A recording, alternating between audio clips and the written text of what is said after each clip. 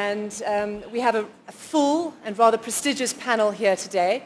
And being a television journalist, I would very much like this to be a conversation, an interesting analysis on what the challenges are, what the real concrete, and I use that word particularly, the real concrete issues that need to be addressed when we talk about infrastructure here in Africa, but also some of the things that really don't cost any money.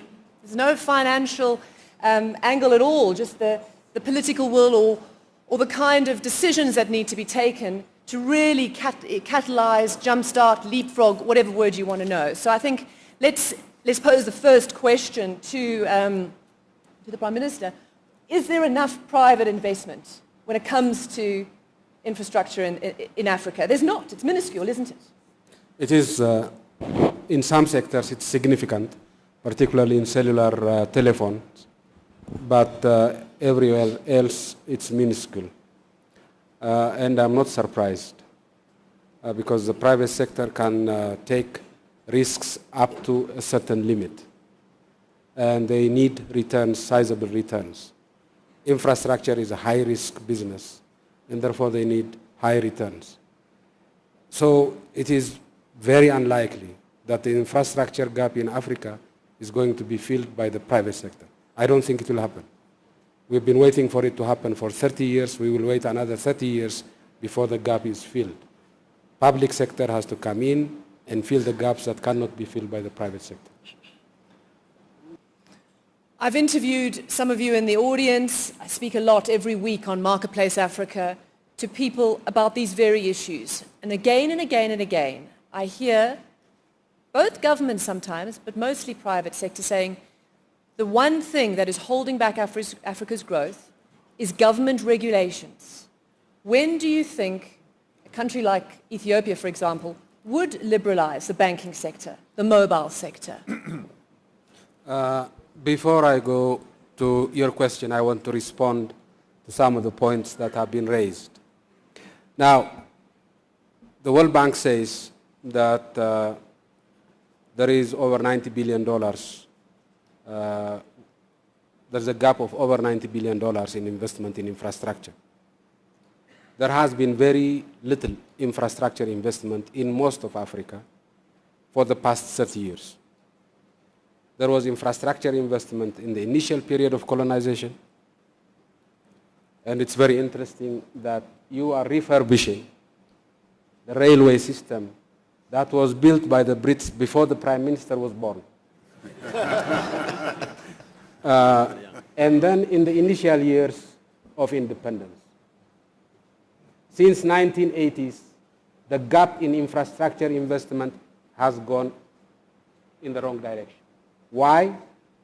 Because since the 1980s, the policy has been the private sector does the infrastructure. Now, why do we need infrastructure? What's the point?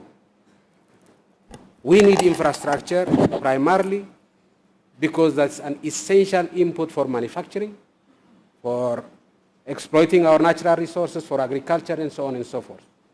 Now, in manufacturing, public sector doesn't have much of a say. In agriculture, the public sector does not have much of a say. In mining, same thing.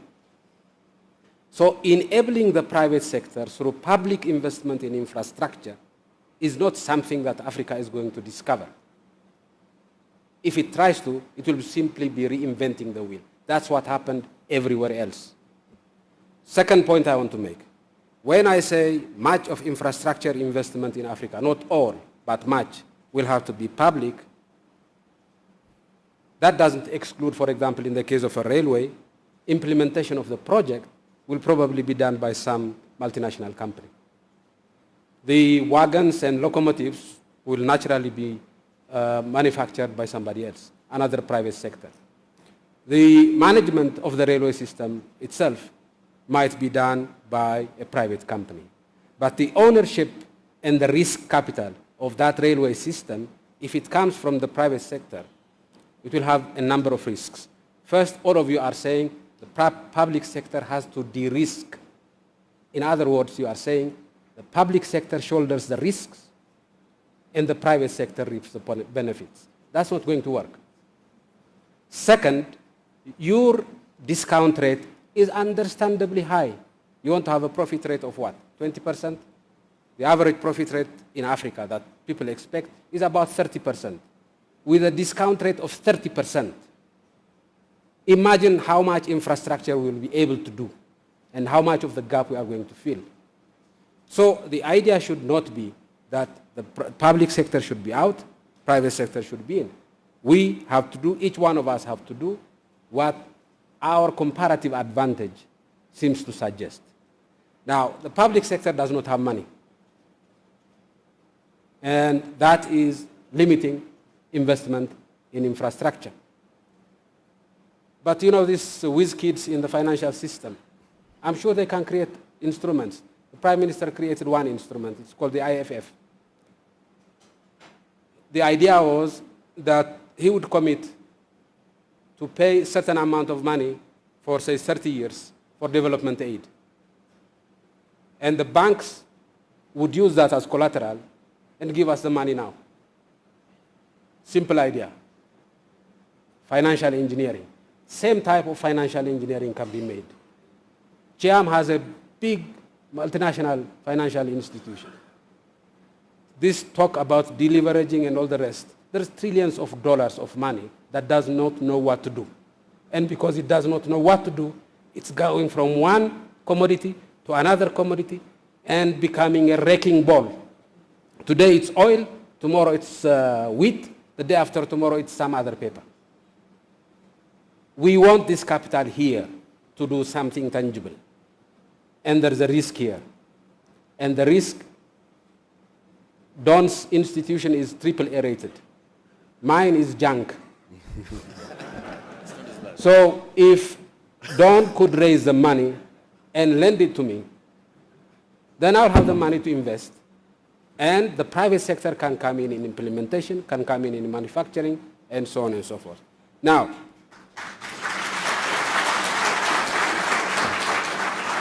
two issues you raised, telecommunications and finance. We have not liberalized the financial sector in the sense that we have not allowed foreign banks to operate in Ethiopia. Why?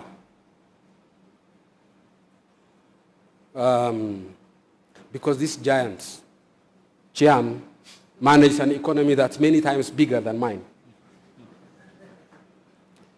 These giants can wreck a giant economy such as that of the United Kingdom. Ours is a flimsy boat. They come in, they use instruments that we cannot control, that in most instances we don't even understand. The best of us don't even understand. How are we going to regulate it? How are we going to regulate these people? It's not possible. We don't have the capacity now. So what did we do? We allow the private sector in Ethiopia, which is not that, not infinitely more complex than the public sector, and therefore could easily be monitored and regulated by the public sector. We allow the private banks to operate here, so we have more than 10 private banks here, but not foreign banks. Is this going to be the permanent feature? No. As we grow, as we develop, and as we become more sophisticated in our regulatory capacity, of course we'll liberalize, but not now. And we have lost nothing because of this policy. Telecommunications. Ethiopia, as a country, I think in per capita terms, is investing more in infrastructure than perhaps any other country in Africa, whether it's railways or power or telecommunication. We're doing it by borrowing from banks that are not that good at speculation, mostly Chinese banks.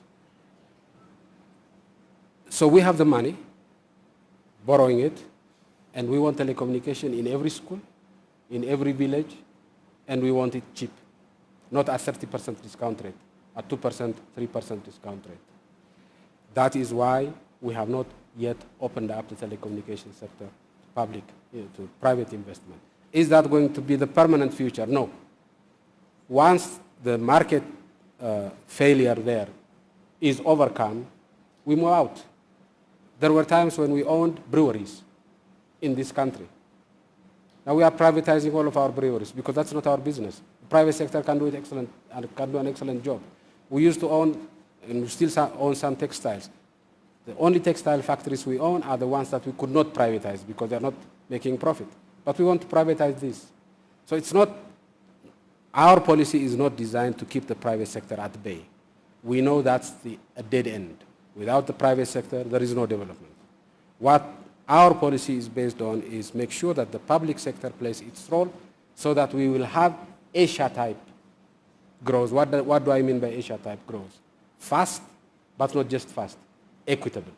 Both fast and equitable growth. You cannot have fast and equitable growth without a clear division of labor and partnership between the private sector and the public sector.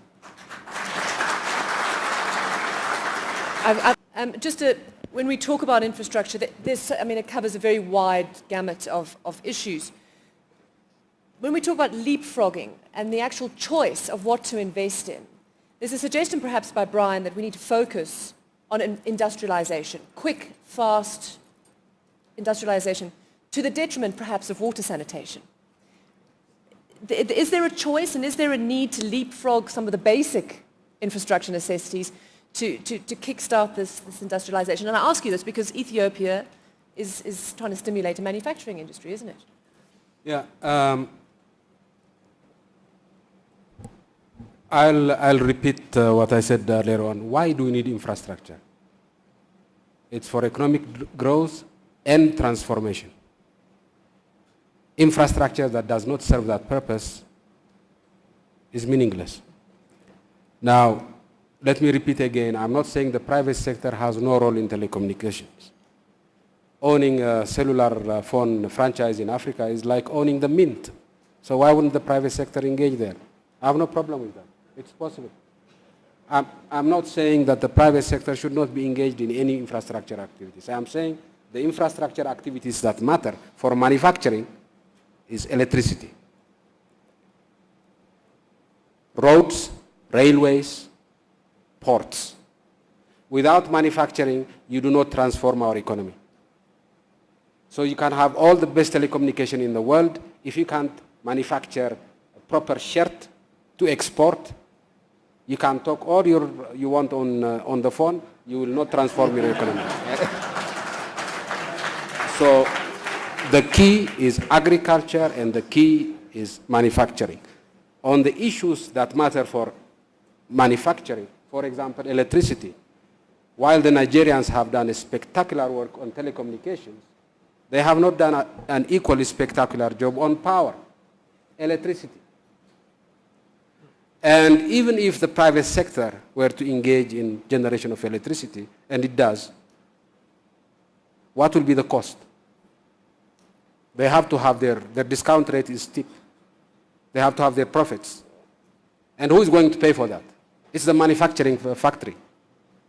So which one do I want to support more? The private sector that generates electricity or the private sector that uses electricity? For me, supporting the private sector that uses electricity is more important for transformation than allowing the private sector to generate electricity. And my good friends, Chairman Don, have said that we are impatient. Yes, we are impatient. We are impatient because we are in a deep hole. And every minute in that deep hole hurts. And not psychologically, physically, people die. People die of hunger. So we need to move fast. Now, with regards to the factors that have helped Africa move, governments have changed, there have been elections, policies, macro policies, and so on and so forth. That is all true, but to be honest, that's old stuff. It was done in the 80s and 90s. So there's nothing new here. We are maintaining the same thing. We still have our conflicts. We still have our problems in governance. We have moved more aggressively to come up with a common African agenda and to engage the international community with one voice, and that has been a very important factor. And there is this big change globally. the tremendous growth in Asia has been the biggest savior of Africa. And we shouldn't ignore that. Now, if we don't take care, we'll be taken for a ride and dropped when the time comes. If we don't use this window of opportunity to transform our economies, then we'll be lost. And we have to learn from the experience of others. Most of the successful Asian countries, most of the infrastructure investment was not done by the private sector. It was done by the public sector. So let us not dichotomize. Let us, each one of us, do what we are best able to do. I forgot your question, sorry. I think heads of state are allowed to forget questions. Is that, you're allowed. You're getting old. The problem is I also forgot my question. So we're equal, okay. I'm going to actually open it up to the floor because best you ask the questions now. So we've got probably about 10 minutes. So 3 questions if that's okay. Keep the questions short, please. And the answer's relatively brief as well because we want to try and get as much in as possible. So I'm going to go sort of 1, 2, 3, just literally within my eye line. Thank you. David Creighton from Correspondent. We are a private sector investor in emerging markets, doing a lot in infrastructure and manufacturing. You'll be happy to know that we're about to do something in Ethiopia. The big concern that we have, in particular in Africa, is the crowding out of the private sector by the likes of the sovereign wealth funds, the DFIs, the export agencies. So we're finding that a lot of the deals that we're looking at in Africa are not structured or are not generating a return, which are commercial. The deals that we're looking at here are competing against deals in Brazil, in Vietnam, Nicaragua, and so on. So that's a concern. Sorry, it's not a question, it's a statement. Can you repeat the question, please? Can you repeat the question if you heard it? We didn't hear it.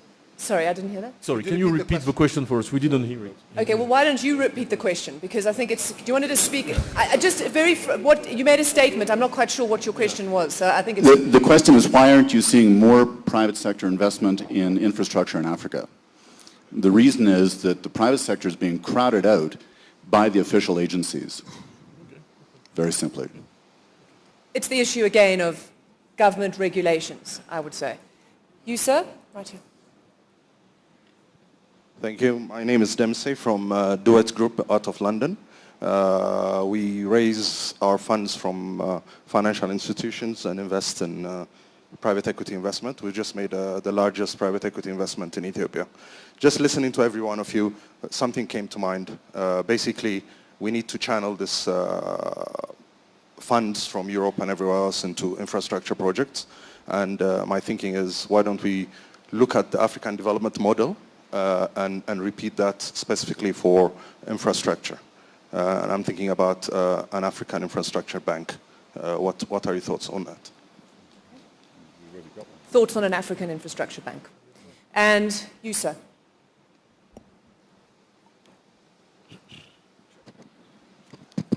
Thank you very much. My name is Josephat Moora from KPMG in East Africa. My question relates to the issue of governance that has attracted investment.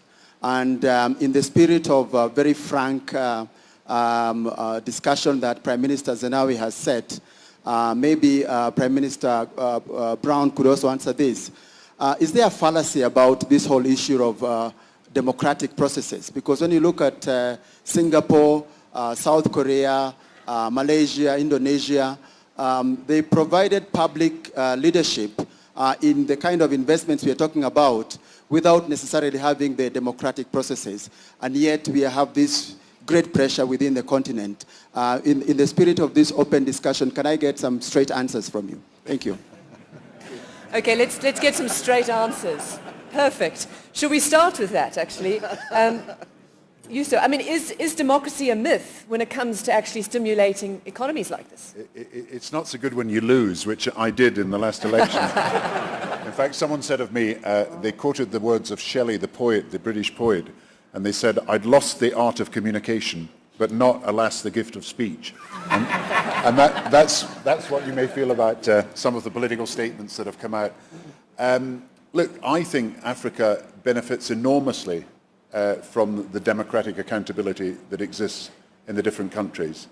And when my friend was saying, why Africa, and gave 3 very good reasons, and one of them was the democratic accountability of countries, I wanted to add, and I mentioned it to Prime Minister Meles, the growing unity of Africa as well. And I think the NEPAD, which is the creation in many ways of one man, Prime Minister Meles, bringing Africa together for economic development, identifying the projects that are cross-border projects in Africa that need to be done, I think in many ways you're ahead of Europe, you're ahead of America, you're ahead of Asia in identifying what needs to be done.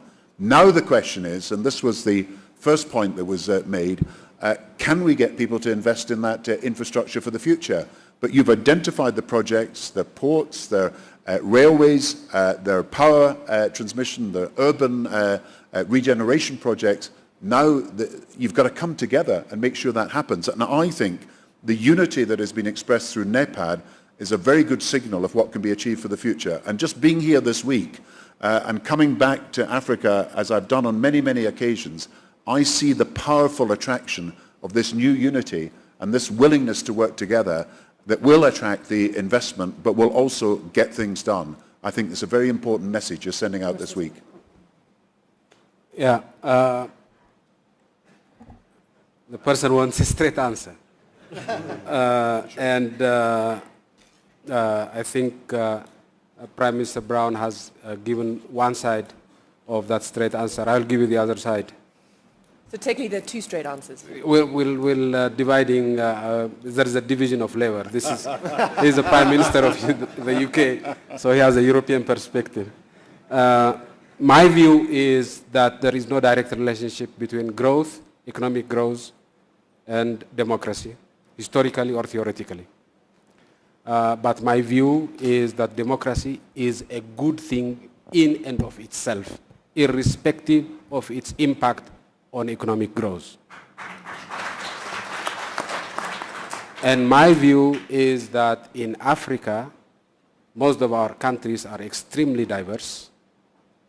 That may be the only possibility, the only option of keeping relationships within nations sane. Democracy may be the only viable option for keeping these diverse nations together. So we need to democratize, but not in order to grow. We need to democratize in order to survive as united, sane nations. That's my view. But I don't believe in this bedtime stories of and contrived arguments linking economic growth with democracy. There is no basis for it in history, and in my view, no basis for it in economics, and there is no need to do it. There is no need to have this contrived argument, because the case for democracy can stand and shine on its own.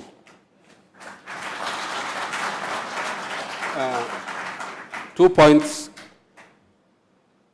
Is the public sector crowding out the private sector investment in infrastructure investment in Africa?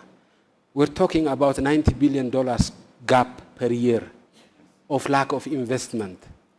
When there is such a huge gap of investment in infrastructure in Africa, how is it possible to imagine crowding out of the private sector? For me, it doesn't appear to be logical. If the public sector was investing tons of money and crowding out the private sector, perhaps. But across the continent, the public sector is not investing in infrastructure. They don't have the money. African Infrastructure Bank, that was an idea that Don had raised many times. Last time we met under the chairmanship of Gordon Brown during the crisis, we wanted to get money under NEPAD for Africa. People were telling us there is no money. We are in crisis. There is no money. His staff gave us some information. I'm sorry. I'm sorry. I'm releasing some information. That's straight talking. But other people knew it. They told us the IMF has tons of gold. It is valued at ridiculous prices. If you were to bring the price of gold a little bit higher, you would have a lot of money available, new money available for investment in Africa. So we use this insider information, and the maximum we got was $6 billion from the IMF, just from revaluing the gold. We could do something similar, but at a higher level, and that could be the capital injection that African Development Bank needs. It's AAA rated. If it gets $1 from the IMF, it can borrow $4 from the market, and it can lend to us at concessional rates. And that would cover some of our shortfalls. Thank you. Donald Kabaruka? No, I totally agree with the PM on that one. In fact, I just wanted to reinforce what the representative of the railway system in South Africa, I understand, which happens to be public, I understand, just said. And ESCOM is also a public enterprise. Now, if the thing we take from this panel is that there are two polar opposites, then we will have missed a golden opportunity. If the thing we take from here is that both the private sector and the public sector have a role to play in infrastructure, and the ultimate purpose of infrastructure investment must be economic transformation. If that's the message we take, then I think it's worthwhile. In some instances, in some countries, in Africa, for example, the border between the private sector and the public sector, which is a host and which is a parasite, is very difficult to differentiate. And dichotomizing this and saying the public sector is efficient and the private sector is parasitic would be wrong. And making the other conclusion, the public sector is always inefficient and the private sector is always efficient, is a myth that has wreaked havoc in this continent. I agree. It's a myth, and it's a very dangerous myth. So both sectors have a role to play, and it's a precise definition of their roles that is central to our future. Thank you.